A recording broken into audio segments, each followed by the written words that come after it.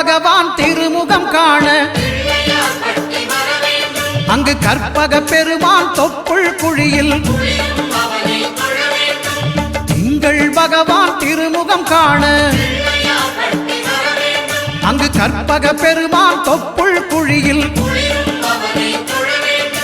பார்க்கடல் பிறந்த சந்திர பகவான் கணபதி வயிற்றில் நிறைந்திருப்பான் எங்கள் கற்பகத்தானை கண்டவர் தமக்கு தீரா பிணிகளை தீர்த்து வைப்பான்